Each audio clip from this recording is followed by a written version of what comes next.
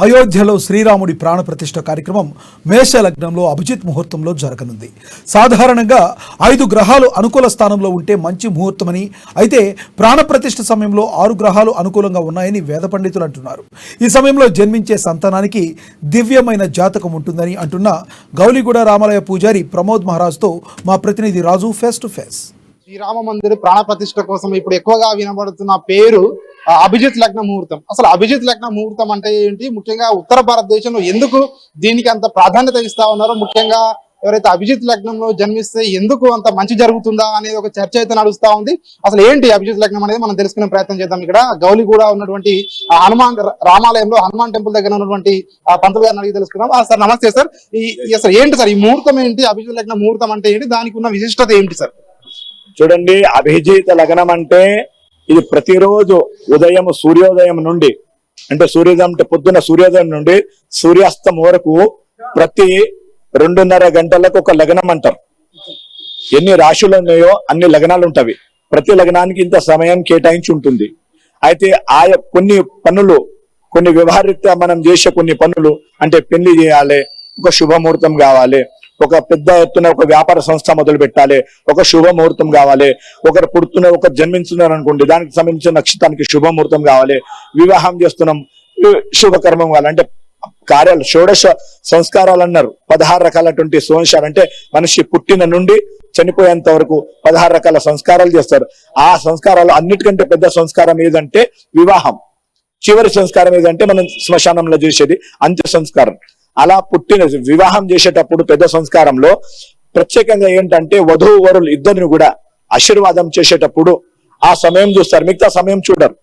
వివాహం చేసేటప్పుడు ముహూర్తం అంటాం కదా, ముహూర్తం అంటే ఏంటి, ఆ దివ్యమైనటువంటి భవ్యమైనటువంటి ఆ యొక్క ముహూర్తం పైన ఆశీర్వాద రూపంలో వచ్చేటువంటి అక్షంతలు వారి జీవితానికి వెలుగు పొరుస్తవి. ఆ దానికి పురస్కరించుకొని మనం లగ్నం చూస్తాము. అయితే శ్రీరామచంద్ర స్వామి జన్మించినప్పుడు ఏదైతే సమయం ఉండేనో, ఏదైతే నక్షత్రం ఉండేనో, ఏదైతే తిథి ఉండేనో, ఏదైతే యోగం ఉండేనో, ఏదైతే కరణం ఉండేనో, నేను ఇవి 5 ఎందుకు చెప్పినా అంటే దీనికి పంచాంగం అంటారు. పంచాంగం అంటే ఏంటి, 5 అంగాలు: తిథి, నక్షత్ర, వారణము, యోగము, కరణము. వీటిని సమయంగా చేసుకుని అదే విధంగా ప్రస్తుతం ఆ రోజు 22వ తారీఖు రోజు ఆ సమయంలో ఏ ఏ గ్రహాలు ఎక్కడెక్కడ స్థానంలో ఉన్నాయి, సూర్యుని మధుకులు 9 నవగ్రహాలు ఉన్నవి. అయితే దేవతా విగ్రహ ప్రతిష్టాపన చేసేటప్పుడు కొన్ని ప్రత్యేకమైనటువంటి ముహూర్తం చూడాల్సి వస్తుంది. ఆ ప్రత్యేక ముహూర్తం ఎలా ఉండాలంటే, ఏ దేవుణ్ణి అయితే మనం విగ్రహ ప్రతిష్ట చేస్తామో ఆ దేవతకి ఆ వారం అనుకూలంగా ఉందా లేదా, ఆ సమయం అనుకూలంగా ఉందా లేదా, ఘాత వారం లేదు కదా, ఘాత తిథి లేదు కదా, ఘాత నక్షత్రం లేదు కదా. ఒకటి, ఏ దేశంలో మనం చేస్తున్నామో భారతదేశంలో చేస్తాం, ఆ దేశానికి ఆ సమయం మంచిదా కాదా, ఇది ఎవరు చేస్తున్నారు, యజమాని ఎవరున్నారు, ఆ యజమానికి ఆ సమయం బాగుందా లేదా, ఇన్ని విషయాలు నుండి దాదాపు 6 నెలల నుండి వీటి మీద చర్చ జరిగి కాశీ క్షేత్రంలో ద్రవిడ శాస్త్రి పేరు విని ఉంటారు. ద్రవిడ శాస్త్రి అంటే గణేశ శాస్త్రి.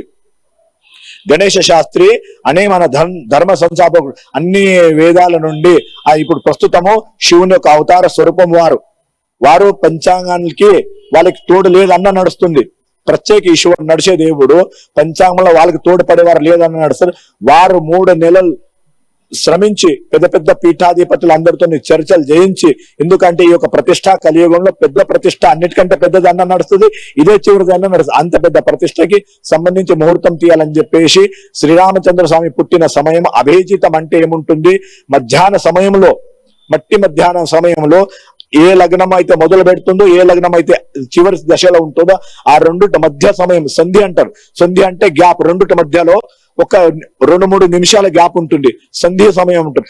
ఆ సమయంలో ఎటువంటి శుభకార్యం చేసినా అది అందరికీ శుభం చేకూరుస్తుంది. ఎవరైతే చేస్తున్నారో, ఎవరైతే చేయించుకుంటున్నారో, ఎక్కడైతే చేస్తున్నారో, ఎవరైతే నిర్వహిస్తున్నారో అందరికి కూడా చేకూరుస్తుంది. కాబట్టి శ్రీరామచంద్ర స్వామికి మనం కూడా అందరికి తెలిసిన విషయమే, ప్రతి సంవత్సరం రామనవమికి మనం 12:30 గంటలకే శ్రీరామస్వామి కళ్యాణం చేస్తాము. అదే విధంగా మన తెలంగాణ దేశంలో, రాష్ట్రంలో కూడా, ఆంధ్రప్రదేశ్ లో కానీ ఎక్కడెక్కడ ప్రత్యేక దేవాలయంలో అక్కడక్కడ కూడా ప్రత్యేకంగా రామచంద్ర స్వామికి మధ్యాహ్నమే పూజలు, ఎందుకంటే ఆయన పుట్టిన సమయం మధ్యాహ్నం. ఒకటి చెప్పండి, అంటే ఇంత విశిష్టత ఉన్నటువంటి ముహూర్తంలో ఇప్పుడు ఎక్కువగా ఉత్తర భారతదేశంలో ఎక్కువగా వినపడుతుంది, ఆ రోజు పిల్లలు గాని కొత్తగా ఎవరైనా జన్మిస్తే మంచి జరుగుతుందని అని నమ్ముతున్నారు. అది నిజమేనా? అదొకటి. సో ఇంకొకటి, ఆ రోజు కావాల్సుకొని చాలా మంది కూడా సిజేరియన్ చేయించుకుంటారని చెప్పేసి ఇప్పటికే అపాయింట్మెంట్స్ కూడా బుక్ అయ్యాయని చెప్పి కొన్ని వార్తలు వస్తా ఉన్నాయి. సో ఇవి ఎట్లా చూడొచ్చు మనం? చూడండి, ఎవరైతే న్యాచురల్ గా ఎవరైతే జన్మిస్తారో అత్యంత శుభ సమయం. ఎందుకంటే ఈ సమయంలో మనం ఈ ముహూర్తం ప్రతిష్ట చేయకపోయినా ఆ 8 నిమిషాల సమయం అత్యంత ప్రాధాన్యమే. ఎందుకంటే ఆ 8 సమయంలో ఇప్పుడు గ్రహణం ఎలా పడుతుంది, కొన్ని క్షణాలే ఉంటుంది. అప్పుడు ఏమైతుందంటే సూర్యుడు ప్రక్కన ఉన్నటువంటి గ్రహాలు కొన్ని వందల సంవత్సరాల తర్వాత, కొన్ని నెలల సంవత్సరాల తర్వాత ఒక రాశిలో అంటే ఒక లైన్ లో వస్తారు, ఒక లైన్ లో వస్తవి. సమ్మేళనం అంటాం. ఇప్పుడు పాలు, పెరుగు, నెయ్యి, తేనె, చక్కెర కలిపితే పంచామృతం అవుతుంది. అన్ని 5 వేడిగా ఉన్నాయి. 5 ఒక్క దగ్గర వచ్చినప్పుడే అంటాం. ఉట్టి పాలు చేతిలో పట్టుకుంటే పంచామృతం ఆనం మనం. అట్లా నవగ్రహాలు ఏ విశిష్ట స్థానంలో వస్తున్నాయో ఆ సమయం ఏర్పడుతుంది. ఎవరైతే ఈ సమయంలో జన్మిస్తారో అత్యంత దివ్యమైనటువంటి, అత్యంత పవిత్రమైన సమయం భావించవచ్చు.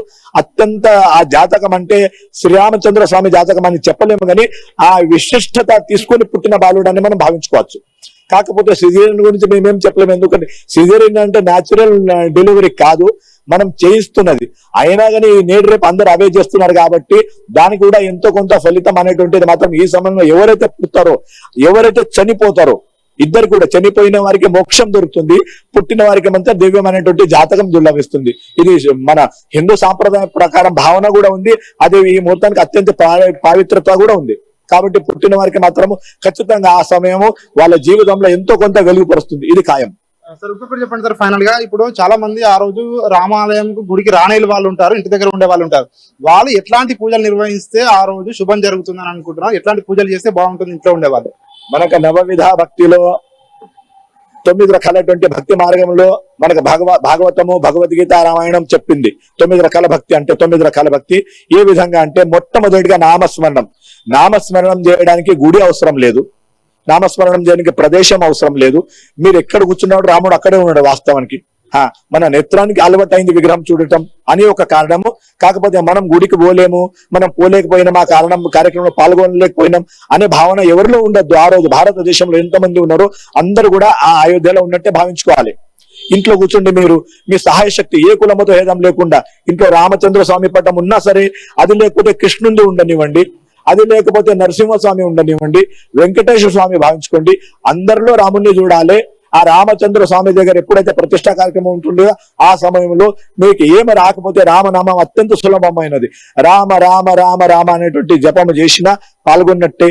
అంత ఓపిక కూడా లేకపోతే ఎవరైతే కూర్చోలేకపోతారో పడుకునే అవస్థలో మీరు బెడ్ పైన ఉంటే బెడ్ పైన పడుకొని కూడా మీరు ఎందుకంటే అత్యంత పవిత్రమైనటువంటి రామనామము శ్మశానంలో కూర్చొని జపించినా దాని శుభ ఫలితమే మనకు దొరుకుతుంది. కాబట్టి మీరు ఎక్కడ ఉన్నారో, ఇంట్లో ఎక్కడున్న చిన్న పిల్లల నుంచి పెద్దవాళ్ళందరూ కూడా రామనామ జపం చేస్తే మీరు అందరూ కూడా ఆ కార్యక్రమంలో పాల్గొన్నట్టే.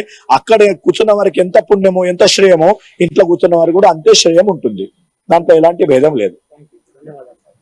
సో ఇది చూస్తా ఉన్నాము. అభిజిత్ లగ్న ముహూర్తం అనేది అత్యంత విశిష్టమైనటువంటిది, అత్యంత శుభపరమైనటువంటి ముహూర్తం అని చెప్పేసి కూడా ఇటు వీళ్ళు పండితులు కూడా చెప్తా ఉన్న పరిస్థితి ఉంది. ఆ రోజు ఏదైతే 22వ తేదీనటువంటి శ్రీరాముని యొక్క ఆ రోజు ఏదైతే ప్రాణ ప్రతిష్ఠ ఉందో అలాంటి ముహూర్తంలో, శ్రీరాముడు జన్మించినటువంటి ముహూర్తంలో కూడా ఎవరైనా జన్మించినా కూడా ఆ సమయంలో వాళ్ళకు అట్లాంటి ఏదైతే జాతకం ఉందో అట్లాంటి వచ్చే అవకాశం కూడా ఉంటుంది. మంచి ముహూర్తం అని చెప్పేసి కూడా ఇటు పండితులు చెప్తా ఉన్న పరిస్థితి ఉంది. కెమెరామెన్ శ్రీకాంత్, రాజు, అమ్మాని, హైదరాబాద్.